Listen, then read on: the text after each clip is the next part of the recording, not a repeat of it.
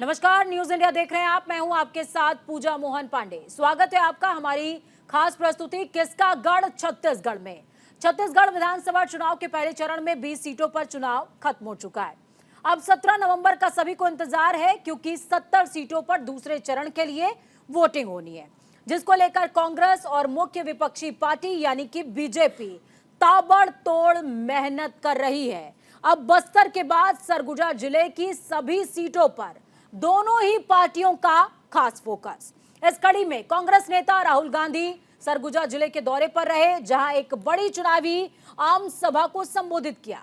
आपको बता दें कि इससे पहले 2018 के विधानसभा चुनाव में राहुल गांधी के सरगुजा में जनसभा के बाद चुनावी माहौल बदल गया था। सरगुजा संभाग की सभी यानी कि 14 की 14 सीटें जीतकर कांग्रेस ने इतिहास लिख दिया था।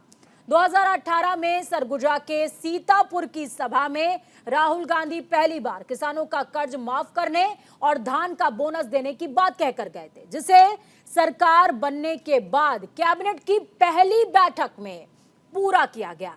अब इसी दांव को कांग्रेस दोबारा खेल रही है। तो वहीं सरगुजा के गढ़ को भेदने के लिए बीजेपी जबरदस्त मेहनत कर रही है। प्रधानमंत्री नरेंद्र मोदी ने सरगुजा संभाग की भटगांव विधानसभा में एक सभा को संबोधित किया, जिसमें संभागवार बीजेपी कार्यकर्ता, पदाधिकारी और आम जन के साथ साथ संभाग की सभी यानी कि 14 की 14 सीटों के प्रत्याशी भी नरेंद्र मोदी के साथ मंच पर नजर आए। और आज हम इसी मुद्दे पर चर्चा करेंगे कि चुनाव की हवा किस ओर बह रही है, क्या चुनावी मुद्दे हैं जो परिणाम बदल सकते हैं। आज हम इसी मुद्दे पर चर्चा करेंगे। इससे पहले आपको सुनवाते हैं पक्ष और विपक्ष की क्या कुछ बयान रहे, किस तरीके से वार हुआ, किस तरीके से पलटवार हुआ। सुनिए।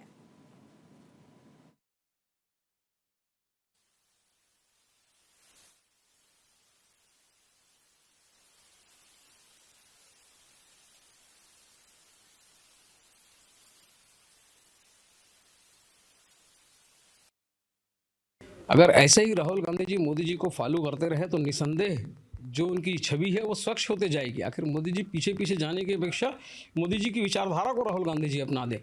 मोदी जी प्रदेश के आम लोगों के लिए कैसे काम करते हैं, अंतिम व्यक्ति तक के लिए क्या सोचते हैं, अगर राहुल गांधी जी इनको अपनाने लगे तो उनकी जो छवि है बहुत जल्दी सुधर जाएगी। तो चलिए, चर्चा को खास बनाने के लिए मेहमानों का एक लंबा पैनल। सौरभ साहू हमारे साथ में जुड़े हैं, प्रदेश प्रवक्ता हैं कांग्रेस के।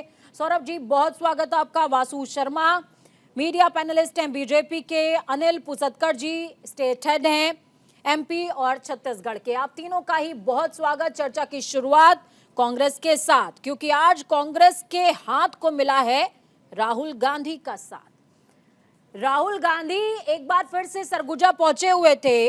वासु जी, माफ कीजिएगा सौरभ जी, कितने उत्साहित हैं 18 का इतिहास दोहराने के लिए? देखिए पूजा जी, जिस हिसाब से कल प्रथम चरण का जो मतदान हुआ है और उसके जो रुझान हमें मिले हैं और हमारे कार्यकर्ताओं की जो रिपोर्ट हम तक पहुंची, हम बहुत उत्साहित हैं पहले चरण के मतदान और उसके रिजल्ट को लेकर के कि बिल्कुल उन 20 सीटों पे जिन पर मतदान हुआ है वहां पर हम पिछले बार की तरह भी इस बार प्रचंड बहुमत पाएंगे और बाकी की जो 70 सीटें हैं, आज सरगुजा राहुल गांधी जी का दौरा है तो निश्चित रूप से जो बड़े नेता हैं हमारे पार्टी के जब आते हैं तो जो हमारे जमीनी कार्यकर्ता हैं और नीचे के जो कार्यकर्ता हैं उन पे निश्चित रूप से उत्साह भरता है और उनका जो एनर्जी है वो बूस्ट होता है। तो बहुत उत्साहित है हम। पिछले बार 2018 में जिस तरीके से हमने प्रचंड बहुमत हासिल किया था, इस बार उससे भी ज्यादा बहुमत हासिल करेंगे और जो मुझे लगता है कि 75 पार बहुमत तो का जो हासिल लक्ष्य कर है। लीजिएगा, लेकिन मतदान तो चुनौती बना हुआ है, क्योंकि हाथी जो है आतंक मचा रहा है और उसका आतंक आप थाम नहीं पाए हैं बीते सालों में भी। देखिए, हाथियों के लिए जो हमने जो वहां पर एक रिजर्व कॉरिडोर बनाया है वो वहां पर जो माइंस हैं उनको रोक करके जो रिजर्व कॉरिडोर हाथियों का जो हाथी और मानव जीवन का जो टकराव है उसके लिए जो हमारे प्रयास किए गए हैं वो बहुत अहम है और निश्चित रूप से ठीक समय है। के साथ साथ उस पर हम ठीक काबू है, पाने के आपकी लिए, इस क्योंकि बात से उनके लिए एक बीजेपी कितना सुरक्षित इत्तेफाक वातावरण रखती हमने है? वहां पर फिक्स किया है और जी। इस चैलेंज को भी पूरा करने में हम निश्चित रूप से सफल होंगे। ठीक है, आपकी इस बात जी से पूजा जी। बीजेपी कितना इत्तेफाक रखती है ये भी जानना जरूरी है। सर, आप कितना इत्तेफाक रखते हैं?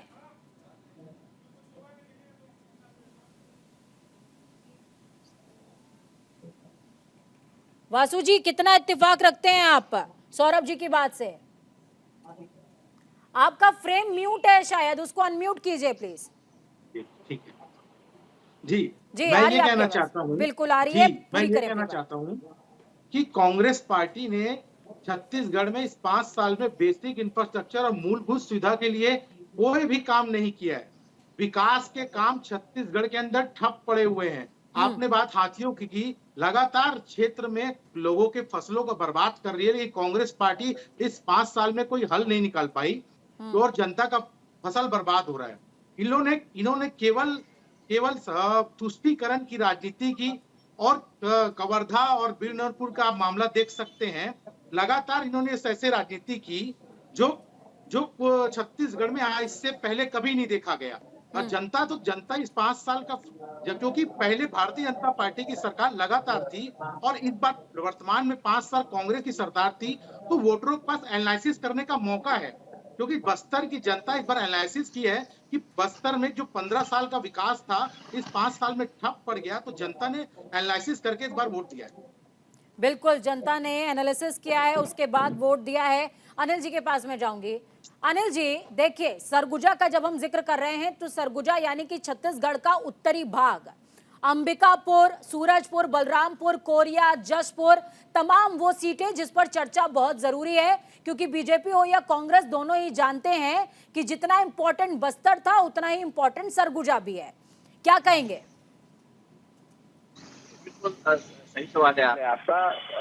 सरगुजा जो है छत्तीसगढ़ का उत्तर हिस्सा है और बस्तर दक्षिण, दोनों ही वनांचल है, दोनों ही आदिवासियों के बहुल क्षेत्र हैं। और जो आपने एक सवाल उठाया हाथी का, वो बहुत महत्वपूर्ण है उस इलाके के लिए। लेमरू प्रोजेक्ट बना है और हाथियों के उत्पाद से जनता तंग तो है, लेकिन एक हाथी और बसपा की भी उपस्थिति वहाँ है। कल मायावती की जो है सुप्रीमो, बसपा की सुप्रीमो, वो भी आ रही हैं, तो वो भी बिलासपुर और जो है उस क्षेत्र में जो है शक्ति वहाँ जा रही है। तो देखिए, ये जो सरगुजा क्षेत्र है ये इस दृष्टि से भी महत्वपूर्ण है कि सरगुजा ने पिछली बार बस्तर की ही तरह 14 में से 14 सीटें जो है पूरी की पूरी जो है कांग्रेस की झोली में डाल दी थी। ठीक है, इस बार जो है कांग्रेस को फिर एक बार मेहनत करना पड़ रहा है। वहाँ प्रधानमंत्री भी फोकस कर चुके हैं, प्रधानमंत्री आ चुके हैं, लेकिन अनिल जी, जो रिपोर्ट्स कह रही है, रिपोर्ट्स के अकॉर्डिंग कांग्रेस को 2018 में वहां बहुमत तो मिल गया, क्लीन स्वीप तो मिल गया सरगुजा संभाग के अंदर, लेकिन कई ऐसे अंदरूनी क्षेत्र, जंगल के अंदरूनी क्षेत्र जहां पर कांग्रेस अपने विधायकों का चेहरा स्थापित तक नहीं कर पाई है। नहीं, इसमें कोई शक नहीं है। देखिए, चिंतामणि महाराज कांग्रेस के विधायक थे, उनको 2 बार टिकट नहीं दिया गया, वो छोड़कर इस बार भाजपा के साथ आ गए हैं। वो वहाँ पे उनका बड़ा प्रभाव है, गहिरा गुरु आश्रम है उनका। और दूसरी बात जो है टीएस सिंहदेव का प्रभाव क्षेत्र है, वहाँ इस बार बृहस्पति सिंह जो टीएस सिंहदेव को छोड़कर जो है भूपेश बघेल के साथ आए थे, उनका टिकट कट गया है। तो 14 में से 14 सीटों को रिटेन करना कांग्रेस के लिए बड़ी चुनौती है। बीजेपी के पास इस बार भी पहले चुनाव की तरह सरगुजा में खोने के लिए कुछ नहीं है, पाने के लिए सब कुछ है। तो देखिए, सरगुजा तो बहुत फोकस कर रही है बीजेपी, बहुत ताकत लगा रही है, क्योंकि 14 में से 14 सीटें जो कांग्रेस ने पिछली बार पाई थी, 14 वहां और 12 वहां। तो इस तरह से एक तरफा जो नतीजे आए थे, जो धान की जो है सुनामी की, कर्ज माफी का बवंडर था, वो भाजपा को उड़ा ले गया था। लेकिन इस बार भाजपा ने भी जो है धान की कीमत बढ़ा ली, समर्थन मूल्य बढ़ा दिया, 3100 रुपए कर दिया है। तो दोनों ही पार्टियां जो है पूरी ताकत लगा रही है कि जनता को लुभाने के लिए, लेकिन जनता किस ओर बैठती है ये देखने वाली बात होगी। हाथी सच में बहुत बड़ी समस्या है वहाँ पर, जो मानव और हाथी का द्वंद है पूरे हिंदुस्तान में सिर्फ छत्तीसगढ़ में ही देखने को मिलता है। ठीक है, सौरभ जी आपके पास में आऊंगी। चाउर वाले बाबा या टीएस सिंहदेव जिनका गढ़ है? देखिए मुस्कुराइए पूजा नहीं, जी, जवाब निश्चित दीजिए। निश्चित रूप से चाउर वाले बाबा तो पूरा वो चावल और जो धान को जब अलग करने की जो प्रक्रिया होती है, तो धान से जब चावल बनता है तो उसमें एक भूसा उड़ता है, तो चाउर हाँ वाले बाबा ना उस भूसे की तरह उड़ गए हैं। जो हाँ उनके पिछले 15 सालों का 2018 के पहले का जो कार्यकाल रहा, और हाँ उसमें वही चाउर वाले बाबा ने चाउर में इतना बड़ा घोटाला कर दिया कि 36,000 करोड़ तक उसका ग्राफ पहुंच गया। नान घोटाला के नाम से छत्तीसगढ़ में वो बहुत फेमस घोटाला है, हाँ और जिसकी हम लगातार जांच की भी मांग कर रहे हैं, और ईडी उसकी तरफ जो ध्यान नहीं दे रही है, ऐसा हमने अलग अलग मंचों पर बहुत बार ध्यान आकर्षित किया है। जो सरगुजा बेल्ट की अगर बात करें पूजा जी, तो निश्चित रूप से जो पूरे छत्तीसगढ़ में जो हमारे जन कल्याणकारी जो नीतियां हैं, सरगुजा भी उससे अछूता नहीं रहा है। चाहे वो धान के मामले में हो, धान के समर्थन मूल्य के मामले में, या धान के जो 15 क्विंटल और 20 क्विंटल का मामला हो, और कर्ज माफी जो किसानों की हमने की थी, जो किसानों को राहत देने के हिसाब से, तो निश्चित रूप से ये किसानों के लिए बड़ी ठीक है। राहत है, क्योंकि पूरे वासु जी आपका छत्तीसगढ़ में काउंटर है, जो किसान और है वो काउंटर एक सवाल के बहुत साथ। वासु जी बड़ी आपका संख्या में आपके है। साथ काउंटर भी है और एक सवाल के साथ में है ये काउंटर। चाउर वाले बाबा का मजाक तो उड़ा लिया सौरभ जी ने। आपका नारा है गढ़ के अंदर कि ना सहिबो बदल के रहिबो, लेकिन आप हाथियों का आतंक नहीं बदल पाए। 15 साल तक आपने शासन किया, 15 साल तक आपकी सत्ता रही, उससे निजात तो आप भी नहीं दिला पाए। जी जी, नारा पूनम जी ऐसा है, औ नहीं सहिबो बदल के रहिबो। हाँ तो नारा इसलिए आया क्योंकि छत्तीसगढ़ में अब छत्तीसगढ़ को इन्होंने अपराधगढ़ बना दिया, और ठीक है। 36 इन लोग के जन घोषणा पत्र में 36 बिंदु थे। और मैं छत्तीसगढ़ जनता पूछ रही है इनसे, कैसे करोगे वादा, नए जो पुराना वादा ही पूरा नहीं कर पाई। कि वादा किया था 2016-17 में 2 साल का बकाया बोनस देंगे, वो नहीं दिया। वादा किया था महतारी योजना की 500 रुपए की राशि देंगे, वो नहीं हुआ। वादा किया था प्रत्येक ग्रामीण परिवार को 4 गैस मुफ्त सिलेंडर देंगे, वो नहीं किया। वादा किया था पूर्ण शराबबंदी करेंगे, वो नहीं किया। तो इनके जो वादे हैं ना, वो खोखले साबित हुए हैं। छत्तीसगढ़ की जनता जान रही है, क्योंकि मैं गिनाऊंगा तो बहुत समय हो जाएगा। बहुत सारे वादे हैं, क्योंकि एक तरफ प्रवक्ता महोदय लोग बोलते हैं 36 में से 34 वादे पूरे हो गए, लेकिन यही टीएस उन्होंने बाबा जी कुछ पूरा नहीं सर्वशक्ति। किया, उन्होंने कुछ पूरा नहीं किया, उसके बावजूद सीतापुर आज तक नहीं जीत पाए आप। जी जी, अभी जी अनिल जी निश्चित तौर पे इस मुस्कुरा बार रहे हैं। जी जी, निश्चित तौर पे अंबिकापुर इस बार जीतेंगे हम। अंबिकापुर जीतेंगे। अनिल जी, इनके दावे में कितना दम है? देखिए, ताकत तो लगा रहे हैं। अंबिकापुर में इस बार जो है युवा प्रत्याशी को उतारा गया है। राजेश अग्रवाल नाम का है, राजेश अग्रवाल प्रत्याशी है भाजपा की ओर से। वो बहुत ताकत लगा रहे हैं, बहुत दम लगा रहे हैं। अब देखिए, नरेंद्र मोदी भी जो है, प्रधानमंत्री भी वहां जाकर अब एक बात जो गौर करने वाली है कि महादेव सट्टा ऐप पर जो ये मैदानी क्षेत्र में, यहाँ पे बस्तर में जो इसका प्रभाव बहुत जो दिखना चाहिए था, वैसा दिखा नहीं। तो अब सरगुजा में भी फिर प्रधानमंत्री ने महादेव ऐप के जरिए जो है कांग्रेस पर हमला किया है। तो ये महादेव ऐप कांग्रेस के लिए, बीजेपी के लिए बड़ा हथियार हो गया है। ईडी और महादेव ऐप की बात को लेकर ये फोकस कर रहे हैं। कांग्रेस इस मामले में डिफेंस में जरूर है, लेकिन राहुल गांधी जो आज आए, तो उससे ऐसा लगता है कि कांग्रेस में जो बीच में जो महादेव ऐप के बाद जो झटका लगा था, एक सरप्राइज जो था, तो उसके बाद जो एक एक्टिविटी जो डल हुई थी, वो फिर से जोर पकड़ती दिखती है। कल प्रियंका गांधी भी यहाँ आकर गई हैं, और मल्लिकार्जुन खड़गे भी कल आ रहे हैं। तो ये अब लगातार जो दौरे हैं कांग्रेस के, जो ऐसा लगता है कि ये भी कांग्रेस भी अब जो है छत्तीसगढ़ को मत डालने की कोशिश कर रही है, क्योंकि भाजपा के सारे नेता, अब राजनाथ सिंह भी जो है 11 तारीख को आ रहे हैं, तो ये सारा फोकस जो है अब बस्तर पे हो गया, जहाँ एक साथ वोट गिरते हैं, एक चंक वोट गिरते हैं। तो सरगुजा भी वनांचल है, और जो हाथियों का आतंक है वो बड़ी समस्या है। तो वहाँ जो है ये सर, मैं आपसे थोड़ा सा इक्वेशन भी समझना चाहती हूँ। देखिए, जिस दौरान मैं सरगुजा संभाग को स्टडी कर रही थी, एक तथ्य निकल करके सामने आया। कई ऐसी सीटें हैं छत्तीसगढ़ के अंदर जो कि आदिवासियों के लिए आरक्षित हैं, लेकिन कई ऐसी सीटें भी हैं जो आदिवासियों के लिए आरक्षित नहीं भी हैं, लेकिन उसके बावजूद वहां पर SC/ST वोटर्स का जो फैक्टर है वो नजर आता है। नहीं, देखिए, ये तो तय बात है, लेकिन ये अगर फैक्टर देखिए पूजा, मैं इसको बहुत जो है अपना बृहद तौर पर देखूं, तो मैं आपको बताना चाहता हूं कि ये कास्ट फैक्टर और ये जो फैक्टर है, जिस फैक्टर की सारी जो अपनी जो मीडिया इंडस्ट्री जिस पर डिस्कस करती है, ऐसा छत्तीसगढ़ में है नहीं। लेकिन जो आरक्षित सीट है वहां तो उनको लड़ना ही पड़ता है, उनको टिकट देना ही पड़ता है। मैं बात करता हूँ राजनांदगांव की, तो राजनांदगांव से उदय मुदलियार चुनाव जीतते रहे कांग्रेस के, वो तमिल थे। यहाँ धमतरी से है गुरमुख सिंह, इससे पहले वहाँ पे जो है जयाबेन और हर्षद मेहता वो गुजराती थे। भाटापारा से कलावती मेहता जो जीती थी वो गुजराती थी। रायपुर शहर से, रायपुर ग्रामीण जो विधानसभा क्षेत्र है, वहाँ से तरुण चटर्जी चुनाव जीतते रहे लगातार 6 बार, तो वो बंगाली थे। तो ऐसा कोई खास फैक्टर ऐसा दिखता नहीं है। लेकिन अब ये बात है पॉलिटिकल जो परसेप्शन है और ये पॉलिटिकल जो अपने जो एजेंडा होते हैं, हथकंडे होते हैं, उनमें एक बात है। बाकी ऐसा छत्तीसगढ़ में जात पात की कहीं बात होती नहीं है। लेकिन जो एक नियम है, जो आरक्षित सीट है, उस पर आरक्षित को टिकट देना ही होता है। ठीक है, आरक्षित पर टिकट देना ही होता है। सौरभ जी, मैं आपके पास आऊंगी।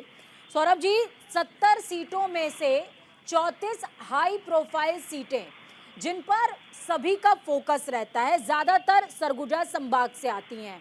ऐसे में आपको क्या लगता है, क्योंकि अनिल जी ने भी इस बात को स्वीकार किया है कि आपके कई सारे ऐसे विधायक हैं जो क्षेत्र में अपनी पकड़ नहीं बना पाए हैं, आप क्या कीजिएगा? डर है क्या मन में इस बात को लेकर के कि हाथ से रेत फिसल ना जाए? हाँ, बिल्कुल नहीं पूजा जी, क्योंकि हमने जिस तरीके से पिछले 5 सालों में काम किया है, निश्चित रूप से जो छत्तीसगढ़ सरकार की जो नीतियां रही है, उनका लाभ तो अंतिम व्यक्ति तक मिला ही है।